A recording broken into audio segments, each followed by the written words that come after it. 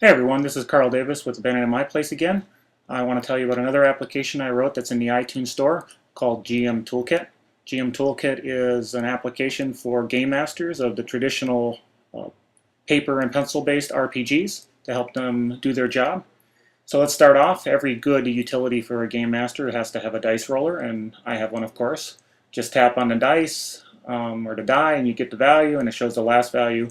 You can click on seed to sort of pull new dice out of your virtual dice bag. I also have a feature called the automatic roll, which I think is unusual. I don't think I've ever seen it, and it's designed to roll the same die over and over again at a certain interval. I find that really useful for things like random monster checks or trap checks, things that you don't want the player to know that you're rolling for constantly. Also, it's great in battle. So as you're running around a table describing what's going on, you can just glance back up over your shoulder and find out whether it was a hit or not. Of course, I also have complex dice rolling, which is very useful for most games. When you have to roll that fireball damage and that sort of thing. So it starts off, you can see I have a 10 times 3d6, so maybe you're rolling your stats up for your player, and now you can see all the ones you have available, and you pick the top 4 or 5 you want. Also, of course, you can click on that white strip at the top, the button at the top, and then define your own dice. And it's flexible. You can do 30-sided, 22-sided, whatever you want. So here, real quick, I'm going to roll 20 d6s, and I'm rolling those because it's for a game maybe like Shadowrun that uses the counts, and the counts show how many times a particular die was rolled.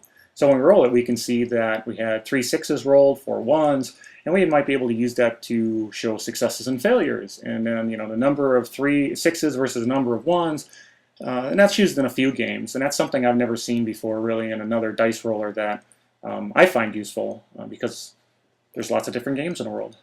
Of course, I have previous definitions, so during a session you can create a bunch of items or different roles and then go back between them during that session, that gaming session. Really useful for a game master where he's got to keep track of a large number of dice. Also great for players. If any of you guys ever played Starfleet Battles and you have to roll a billion 6s to find out damage and things, so really useful. Then, of course, one of my favorites is a character name generator. This one uses kind of pulls syllables together with consonants and vowels, and you get some pretty cool fantasy-sounding names. Like we have Esigo, he's the great fighter. And you can tap the little icon on the top so you don't accidentally get rid of them as you're tapping.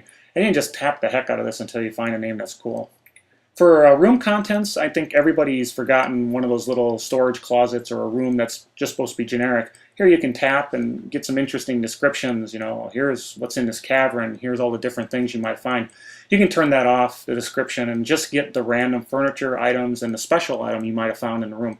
Of course, you're the DM. If you don't like any of the items that get randomly generated, throw them out. Now, my absolute favorite feature is the unusual place name generator.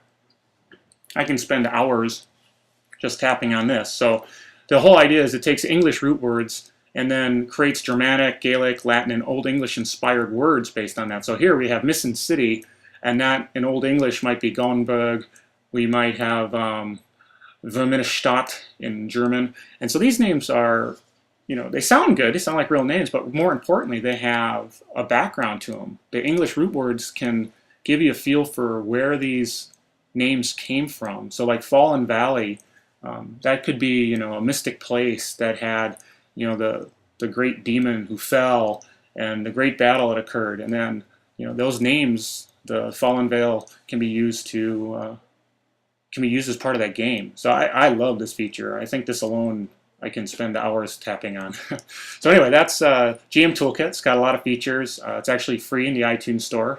So take a look at it. And I have other applications too. Not free, but take a look at those too. So thanks. This was Carl.